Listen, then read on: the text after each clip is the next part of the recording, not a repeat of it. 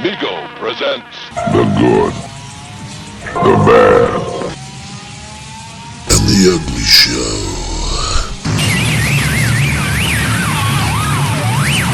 Welcome back to The Good, the Bad, and the Ugly Show. And today we are looking at the phenomenon, in the toy world, which was Mego. Absolutely.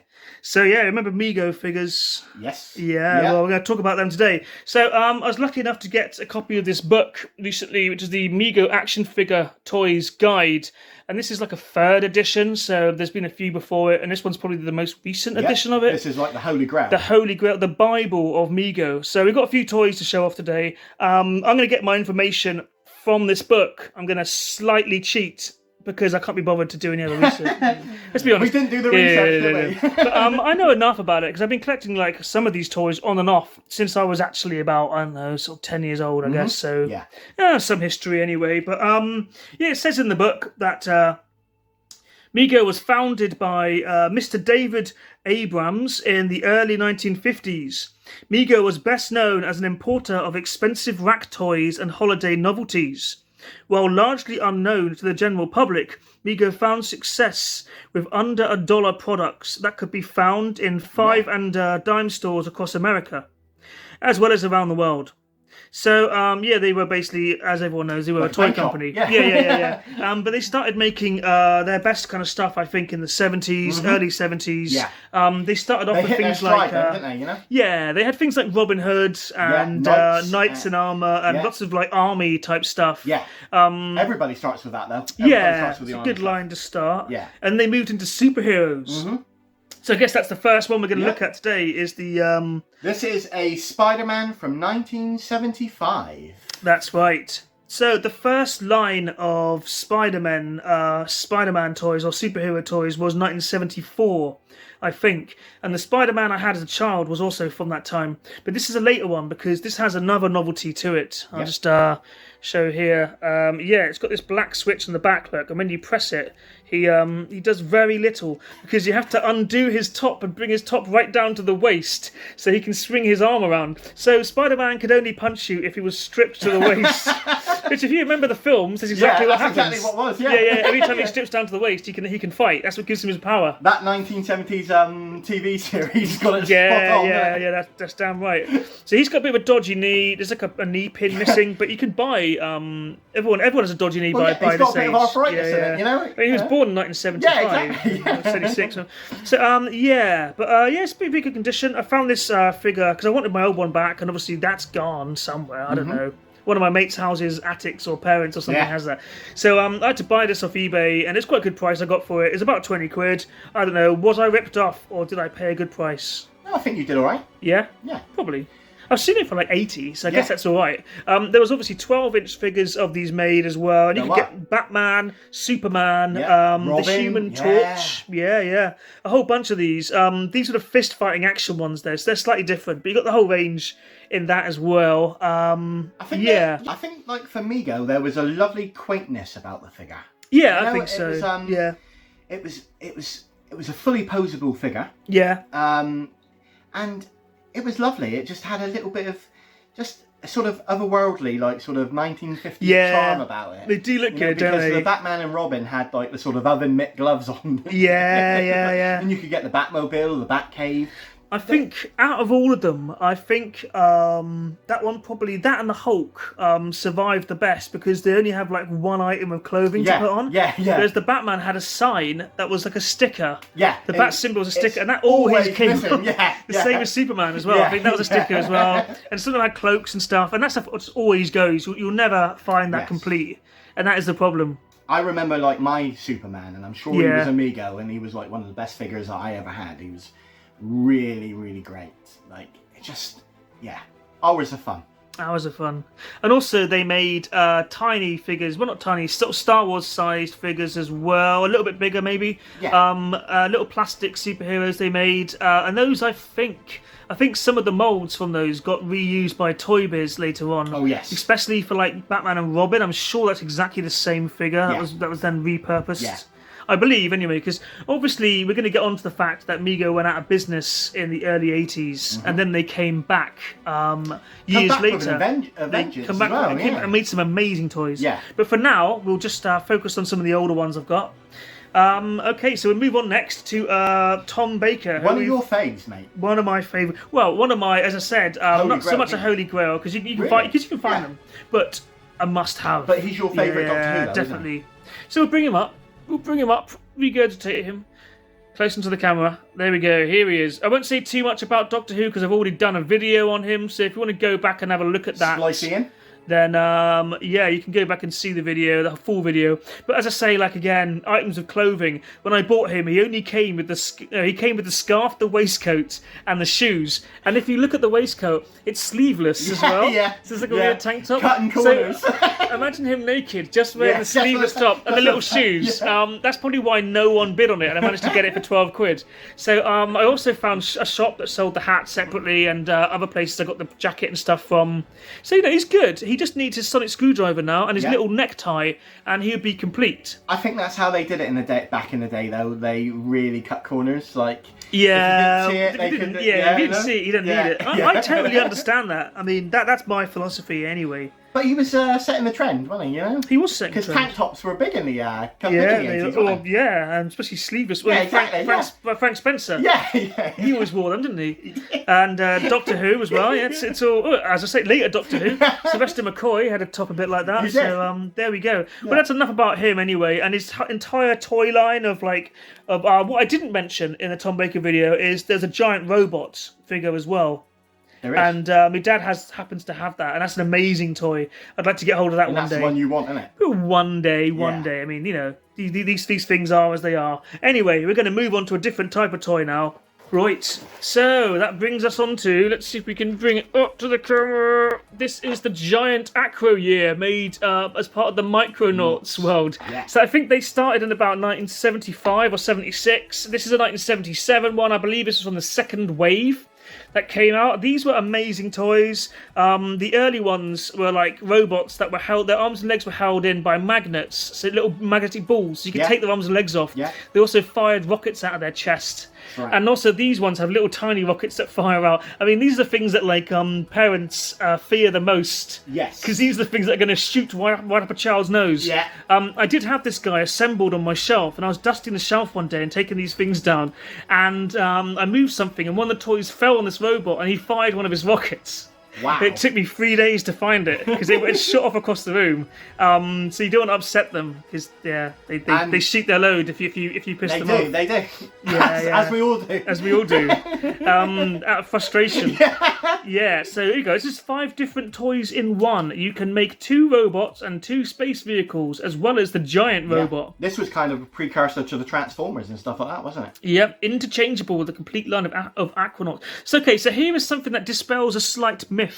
Now, the legend of Mego being shut down by the Star Wars figures that came out was only partly true and partly not. Star Wars basically, when the Star Wars figures came out by Kenner, they did put a lot of toy lines in trouble because they became the biggest selling toy. Exactly. But Mego, actually, one of their most successful years in the 70s was 1977 because Star Wars toys were coming out, but they hadn't come out in the shop set. You could only buy a cardboard box a promise. Yes, a promise to get the original 12. Yeah. So the Micronauts were all in the shelves in the shops on the shelves. So the kids all bought Micronauts instead because basically they were the same size as Star Wars and you could play with them all together, which is a great idea. Yeah. That's why I like toys to have a kind of a compatibility with each other. Yeah. It's always a good thing. Yeah. It's like mobile phones could learn this now and have the chargers being the same connection. Yeah. Would really help. Exactly. But toys back then, they used to kind of deliberately bring them out in the same size so they could compete with each other and kids would buy them all. And that's which is a great thing. Yeah, that's the same that happened with Action Man as well. They had to bring down the size to 3 and 3/4. Yeah, that's what Action Force. So we're going to have a little look inside now. I'm going to open this box up. He's sort of held in together by sellotape mainly. And prayer. Which is sellotape and faith. Yeah. Yeah. So there you go. If you hold that there, we're good. We're good. Yeah. Hold down a little bit. There we go. We'll leave it there. Okay. So fortunately enough, okay, so fortunate and unfortunate, this still has nearly all of its accessories and all of its pieces. It's missing one of these tiny wheels. The other tiny wheel doesn't seem to be here, which is a shame. But it has all the little bullets and all the little guns and stuff. Sadly, this robot is kind of snapped in half, which isn't great, but this robot is in good shape. So here we go. So he's, as you can see, they're the same size as Star Wars figures, and they could act as quite good like baddies and stuff if you wanted them to. Is that real metal? Ow! You're metal, dude! But only a bit of him, just the eccentric bits there. Which is weird. They did a lot of that in toys back then. They did. The rest of it's all plastic, but just like Power Rangers, you know, these things you stick it all. You stick it all together and it makes one great big robot. Or you can make little tiny ships to put these robot people in. It's a cool idea, right? Yeah. And it happens to still have all the stickers to put on the big robot. I don't think that's something you ever see. I mean, kids would have lost these and stuck them on God knows what. Yeah. I have to keep these away from my 6-year-old daughter because she'll stick them all over the fridge. Oh yeah. But so it's a cool thing. The box is tatty. The box has wear and tear, but this was inside my my brother-in-law's attic for years and years and years, and he doesn't really care about this stuff. So when we found it, I was kind of drooling over it, and he said, "Oh, you can have it." Yeah. So I'm like, amazing, okay. But obviously, you find these things on eBay for ridiculous money. Yes, I was going to say, shall we mention the pretty price that we have to pay for Micronauts? The price to pay for this stuff is ridiculous. It is, isn't yeah. it? There was one that you sent to me. Yeah, that's right. Nearly 10 grand. Yeah. I almost convinced this guy that he had To buy it. that he had accidentally bought a rare prototype Micronaut that was about several £1,000s. Yes. And I was Imagine. nearly crying. Can you imagine? Okay, so that's the Micronauts. I'll put some pictures on the screen now of all the different types you could get. They were amazing. I'd buy these things if I ever saw them for good prices. Sadly, I don't. No.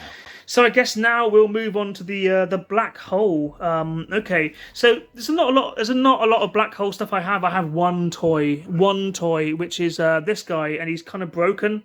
Like he's missing the gun on his arm here. He's missing his stand. He's missing part of his claw.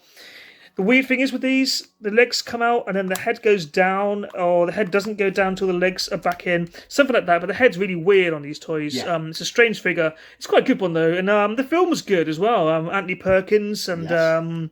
what's the other guy in it? I'll put pictures of them on the screen so you know who they are. But yeah, great film. Disney film, came out around the same sort of time as Tron. And like Tron, it didn't do very well, really. It did all right at the box office, but the toys didn't sell. Mego made loads of toys, and that was part of their downfall, I think. I think films like that in Black Hole were ahead of its time quite a bit, really. And it's competing with Star Wars as well at the same time. So these didn't do very well. There's one other thing I have by them. If you want to pass me that fridge from the shelf there. Yes.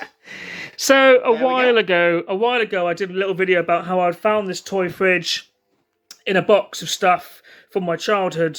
And just to show off the kind of kid that I was, there's a head inside the fridge. Very Jeffrey Dahmer. But the head is actually the baddie from the Black Hole toy line. So there's another Black Hole figure, if you want his head in a fridge. Good stuff, right? Yeah, exactly. Here we go.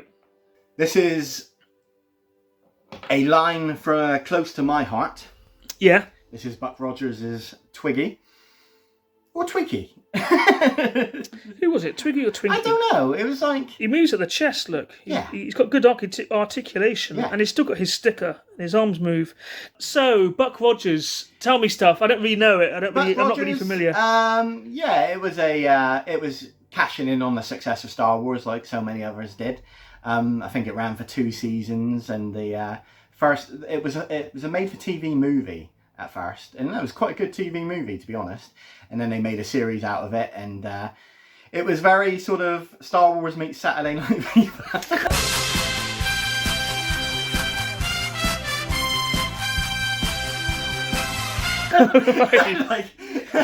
Disco Star Wars. Yeah, pretty much. Yeah. Well, I'm gonna have to go back and watch this again then, because I've been watching some of this stuff recently. And starred Jill Gerard as Buck. And great charismatic dude, kind of like the Han Solo. He was a fish out of water. Great stuff, really good times. Well, that's Buck Rogers. Yeah, I guess I've shown it well. Yeah, I guess we'll move on. So this brings us on to the more exciting line, really, which I think was the Star Trek: The Motion Picture. Yeah. One of the greatest sci-fi movies ever made, right? Yeah, the motionless picture. Yeah. Motionless picture. It's a real divide for Star Trek fans because and also it has that whole comedy value of they thought that the motion picture would do really well, so they made action figures. They didn't think the Wrath of Khan would do well, so they didn't do action figures. That did really well, so they then made action figures for Search for Spock. Then that flopped, so they didn't make them for number 4. That did really well, so they made them for number 5. And it goes on, which is just ridiculous. Yeah, it was a bizarre time, really. Like, all the Star Trek fans, they were all petitioning that they wanted either a new series or a movie. They petitioned about the sort of shuttlecraft being called Enterprise and stuff like that, and that became a thing. And they were going to do like a second series called Star Trek Phase 2. That didn't come to anything. They did an animated sort of series. Yeah, very good. And that was good. That was an alright series, actually. Yeah, I enjoyed that. And then after the success of Star Wars again, Paramount commissioned a movie, and the Star Trek fans didn't get what we thought we wanted. We got what we want, and we didn't like it. Yeah. But the figures that came out were very good. I had Decker, Captain Kirk, and the bow chick, Ilea. And at the time, I didn't know Kirk was Kirk, so I used Kirk as Spock. Decker looked more like Kirk than Kirk from the series. Yeah, let's bring them up. Yeah. Bring them up to the forefront. Here we go. So we have Captain Kirk. Just got to get him in focus. I do one at a time. Here you go. So there's Captain Kirk. He looks quite like William Shatner. He's quite a good figure, really. He's got a little bit like a bit with rough, the toupee as well. He's balding, look. There you go. But yes, that's a good Captain Kirk figure. He's compatible with your Star Wars as well. And then Spock is another. He's a really good figure, actually. Spock, really got prominent ears and eyebrows. The detail was there. Yeah, the uniforms aren't quite right, but it's kind of to be expected. When were these? Date there as well. 79. This would be 79. Yeah, they were 1979. Yeah. So yeah, there we go. I mean, there's the Star Trek minifigures, and they were very good. They were. So this is the Klingon. Yep. Carrying on with the Star Trek theme. This is the 12-inch. I'm guessing 12-inch.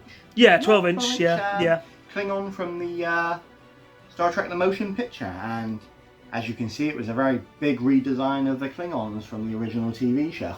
Yeah, so this is where they gave them the old bumpy heads. Yeah, the ridges. Yeah. So this one, there's a bit of discoloration going on because these heads, like a thing about the Mego figures. So there's a thing called Mego rot, which is where some of the Mego melts. That's right, where some of the Mego figures melted, where their outfits would stick to them and they go all sticky and goopy and horrible. Luckily, that hasn't happened to any of mine. Yeah. But greying on the head because the head was different plastic they used to the bodies. Yeah. The bodies are like Action Man, so they stayed okay. But the heads went a kind of weird, sort of discoloured thing, as you can see, but they still look pretty good. It's done quite well over the years. I saw just the head on eBay recently going for loads and loads of money. Yeah. But I mean, what an amazing figure. It's got a belt that comes off. It's got like the spine bit as well. Yep. What really impressed me is the shoes, the little Klingon spiky shoes. So this redesign stayed, didn't it? Really, all through the rest of the films, they all look a little bit like this. Yeah, that kind of outfit. Absolutely right. Yes. Yeah. And there was, I think, the one in, was it Star Trek 3, where he had, like, his chest exposed? Oh, that was part 5, wasn't it? Yes, he looked like a thrash metaler, didn't he? He had the big hair. He's the guy who was trying to kill Kirk just for the fun of it. Yes, that's right, Yeah, no, that was great. Yeah, he was like an 80s Klingon, definitely. A late 80s. Sort of like a Megadeth fan or something. That's what I was thinking. Like Metallica or Megadeth. Yeah, that was great. So they started off with quite short hair. They did. This again. They had big eyebrows, short hair, and a full goatee moustache as well. And that's basically how Worf started in The Next Generation as well. Yeah, pretty much. That's it's an interesting thing. But okay, so the Klingon, I managed to get him on eBay again, but someone had listed him as just a vintage Klingon. So they didn't put the word Mego in there. No, I don't think they knew what they had. That's how I managed to get him for like 30 odd quid, which is where if it had said Mego, it probably would have cost me more, like almost 100 or something, which is ridiculous. But you never see the Klingon, like I've never seen him on eBay even listed as what he is. You know, it's a rare piece. Yeah. And one of my prides of the collection, I guess. Absolutely. He's kind of cool. So, what we bring on next? Shall we bring this alien on? Because this is quite an interesting one as well. Yeah, what did I say they were called? Oh, gosh. Do you remember? No. I will consult the book. So he is called an Octorion. Yes. Octorion. So he's scary, isn't he? He is. He's got a scary face. He looks like he's melted. Yeah, look at his eyes in there as well. This isn't part of the Mego melt either. No. He's supposed to look like this. Yeah. My dad had this on his shelf for years and years and years, and I used to look at it and I thought it was like a zombie Flesh Eaters figure or something. He kind of It freaked me out. I like his trousers though. A Romero sort of zombie type. And his outfit looks a little bit more Space 1999, which I guess the motion picture outfits did look a bit like anyway. Yeah. You can get minifigures of these as well to go with the other minifigures from earlier on, the Star Wars size. You can get ones of these. You can also get the Klingon as well. But yeah, he's called an Octorion. Is that what you said? Octorion, yeah. They were like a colony of like mining aliens that were recruited by the Starfleet Federation. They were going to be in the film a lot more, but the whole concept of them was cut from the final draft. So one of them did exist in one scene that was cut from the theatrical release, but you can get it on like on DVD and Blu-ray now. It was available on the extra long Laserdisc version. So there we go. But I think he's a cool character. They should bring these back because they're looking for new aliens to bring back. Why not bring these guys back? He looks like a scientist garb, doesn't he? Really? To be honest. Yeah. I think they kind of were. It's interesting. He's still got his boots and stuff. He's kind of complete, this figure, I think, apart from a little bit of wear and tear on the arm. Yeah, and I think it tells a good story in that there were a lot of stuff from the motion picture that didn't make it in. A lot of stuff left on the cutting room floor, and a lot of ideas and concepts. Too many ideas, and just didn't quite gel. Did And it? I mean the film's long enough, right? Yeah, exactly. Yeah. And the next one. Yeah, we'll finally move on to a really, really good figure. This one. This is Spock. From the motion picture. Do you remember when people used to call him Dr. Spock? Yeah, and it was that's because it's a children's psychologist. Psychiatrist. They're confused. But this is Mr. Spock. Also, by Star Trek 2, he was Captain Spock. He was. People forget that he was the captain of the Enterprise in the Wrath of Khan. He was. And then Kirk only came in to help out with the whole Khan business. Because the Enterprise was a training vessel, basically. Well, like how Decker was the captain in the first one as well. So he was Admiral Kirk. Captain Kirk was. He was. Until he was demoted for Finding Spock. Finding Spock. Yeah. Nicking the Enterprise, basically, wasn't it? And blowing it up. Yeah. So there you go. Which is a bold move. He looks a bit like an aging Leonard Nimoy. He's a pretty good figure, really. His outfit's pretty cool as well. I like the stars. The gun, his original phaser as well, and his boots, original boots, and his whole outfit. He looks pretty cool. Yeah. Gone for kind of the backless number. He's braless. Yeah, which is always good. Always what you want. Yeah, exactly. Yeah. He's a pretty cool figure. So the deal with him was I found him on eBay as well, and he was being sold in a 1990s Action Man astronaut outfit. Yeah. And he looked amazing in the astronaut outfit. We can do if you can reach that. Then no, okay. I'll put a picture of it on the screen. Next video. So he came in the astronaut's outfit. He looked kind of amazing. Later on I found this entire outfit, like the top, the trousers, the boots, and the phaser, all being sold for the neat price of $8.99. So I bought that and completed my Spock. Yeah. And that's how you got to do it. It's the same as I said with the Tom Baker one. It's a matter of finding them. If you find these dolls naked, and they look weird, you still might as well buy them because you can always buy the clothes later. Absolutely. And you can just keep completing it as you go along. Because a lot of these things aren't going to be complete because they're old toys. They were played with a lot. Absolutely. They come in various conditions. And that's how we used to do it with the old Action Man. You bought an Action Man. Yeah, you buy outfits. And outfits. they sold the uniforms and the outfits separately. That's right. So that's right. Yeah.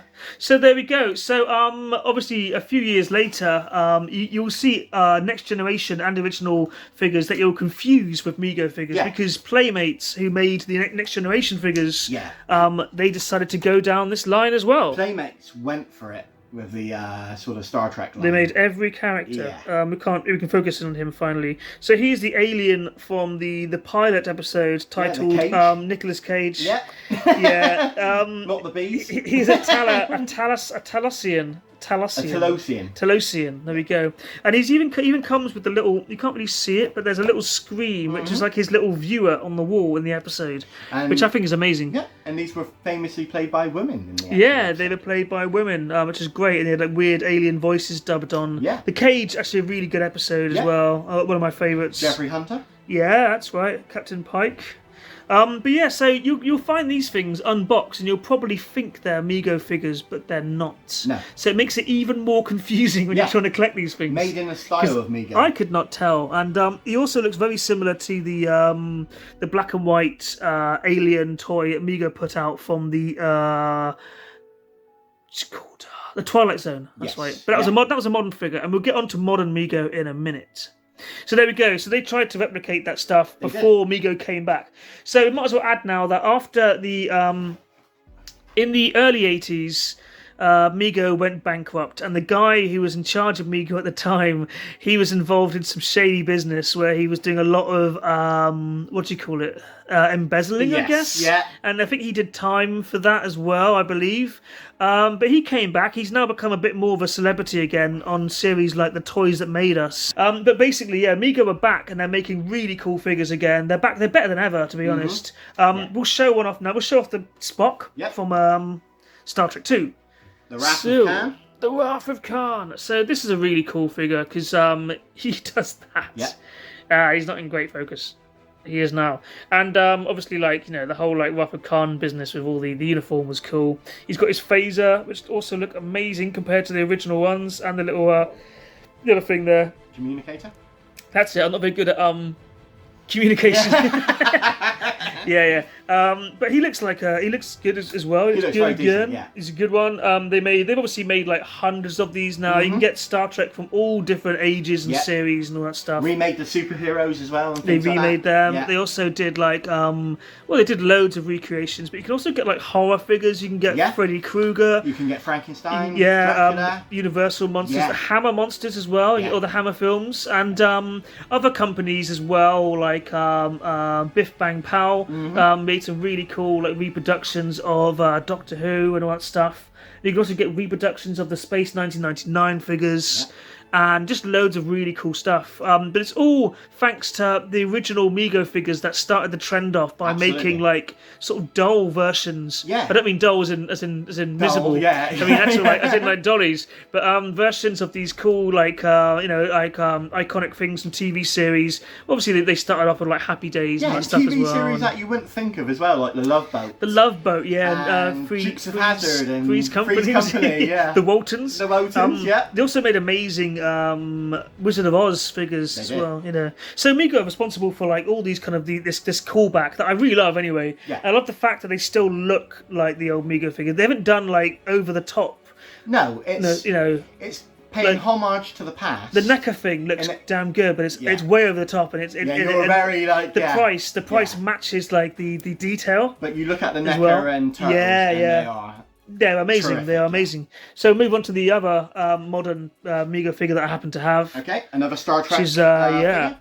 And people who enjoy Star Trek will recognise him. From the best episode of The Next Generation. Well, Encounter at Farpoint, yeah. Another popular one. A lovely one, yeah. But I really like the Best character pilot Q. Yeah, I love the Q character though. He's great, and this is a really cool figure as well. And I love his little mayor medallion thing he's got wearing. Played by John Delancey. That's right. Very good actor. Yeah, he played him they described him like they described Byron, mad, bad, and dangerous to know. And that's right, like Pete Best. Yeah, pretty much. Yeah. So I made mine pointed out the other day. This terrible Captain Picard picture. Looks like something from a computer game. And so the Mego company, they didn't really want these designs on the Star Trek boxes. They wanted to go with the original idea that had the circles and the cool flashiness of the 70s Star Trek boxes, but the actual company who owns Star Trek insisted on these because these are on all the other Star Trek toys that are coming out now. This design, I don't like it, but it is what it is. And there's a picture of Q on the back there. and some other figures you can collect. Collect them all, and here is the guy who made the sculpture.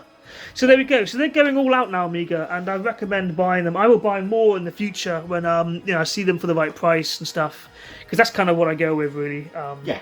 The price has to be right, as old Bruce Forsyth used to say. Absolutely. There we go. So I guess this concludes. Don't put yourself into debt. For yeah. Don't go into debt. Buy them cheap. Find yourself a bargain hunt. That's the way. Yeah. So I guess we'll end the Mego video here. It's been good to do it. It has. And maybe there'll be a part 2 in a couple of years' time when I buy more. It's been a long time coming. It certainly has. We're back. Yep. And we will do some more toy lines as well. We have Galoob, I think. We need a Galoob special. We need to do a Galoob, yeah. Very soon. I might have to buy the Micro Machine City toolbox, which will cost me several £1,000s. Well, there you go. But, that's always a thing. But anyway, so right now we'll say goodbye. And thanks for watching. Cheers. Please like, share, and subscribe to The Good, The Bad, and The Ugly Show. Because there's no room left in hell.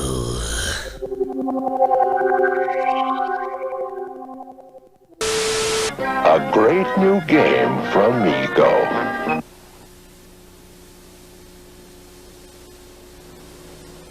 They're brothers, imagine you're one of them. They're brothers, flying the sun with them.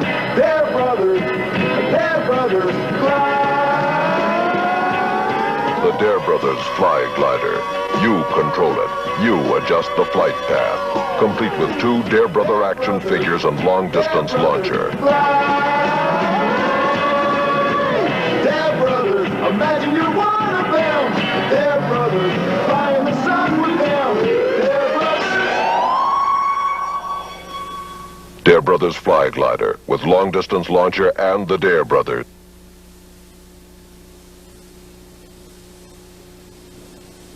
Tonight I'm going to tell you the story of the Wizard of Oz. Oh, boy! Dorothy met the good witch who said, Follow the yellow brick road. Follow the yellow brick road. Follow the yellow brick road. Dorothy meets the Scarecrow, and he's looking for a brain. Come with me to Emerald City. Follow the yellow brick, follow the yellow brick, follow the yellow brick road.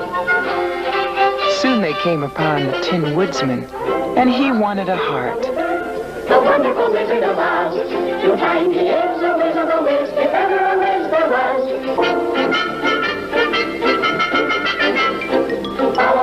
Suddenly, with a great roar, out came the Cowardly Lion, and he wanted courage. See the wizard, the wonderful Wizard of Oz. You'll find he is a whiz of a whiz, if ever a whiz there was. If ever a whiz there was, the Wizard of Oz is one because. The joyous news. The bad witch wanted the ruby slippers. Ding dong, the witch is dead, witch oh witch.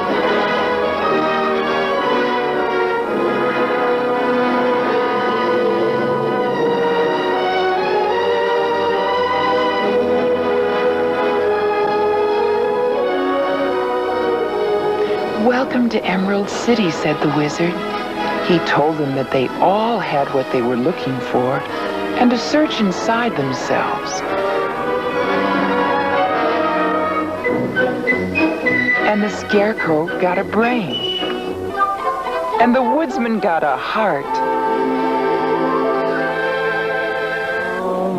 And the Lion got his courage.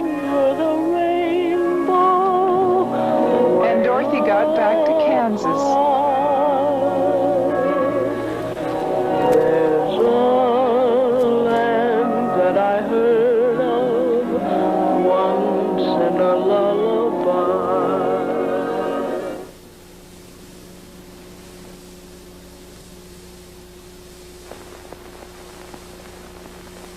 It's the world's greatest superheroes collection. 22 posable action figures, 4 fist-fighting superheroes, 16 bendable superheroes, the Batcave gift set, and 5 superhero vehicles, all sold separately. Here are 2 of the vehicles. The mobile Bat Lab, scaled to fit Batman and Robin, with Bat Basket and Bat Winch with grappling hook. The Jokermobile with a squirting daisy and the Bat Bopper.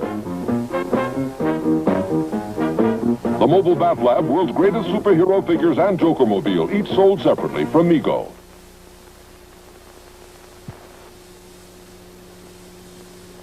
The Hall of Justice Playset comes with conference map table. You can bring Superman in, pretend he checks the map, and dials up a villain. You can place Superman into the translocation chamber and close the door. Open the disaster door and Superman appears.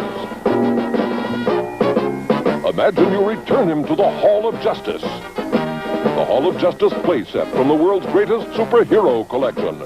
Superman sold separately from Mego.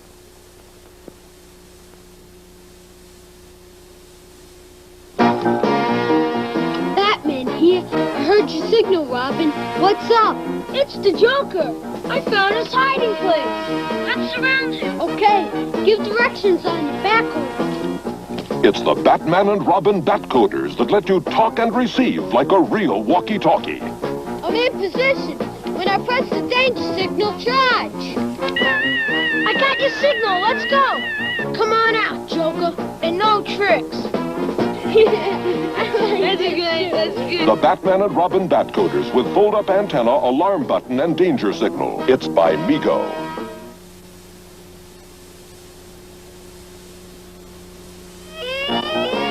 Batman calling Robin. Come in, Robin. Robin here. What's up? Secret documents have arrived. Pick up and deliver. I'm on my way. It's the Batman base station, and it actually transmits and receives up to a quarter-mile away. I've got the documents, and I'm about to bring them in. Has a Morse code sender, a flashing light signal, and is so strong it even picks up CB radio messages. Oh, there, good buddy. Batteries not included. I've got your documents, Batman. Good work, son. Batman base station with Morse code sender and flasher button. Batcoder walkie-talkie sold separately by Mego.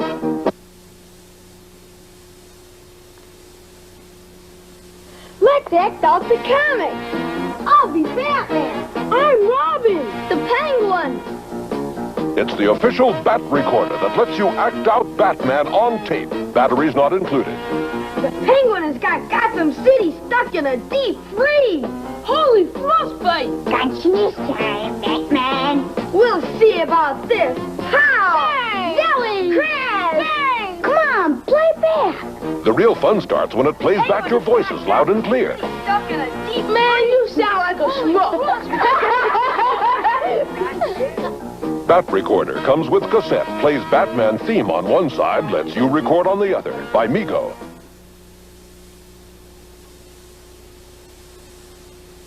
It's the Wayne Foundation, central headquarters for Batman and Robin.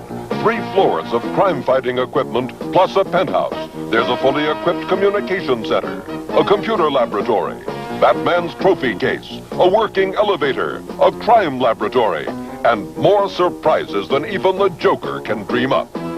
The Wayne Foundation comes with everything shown here. Assembly required by Mego.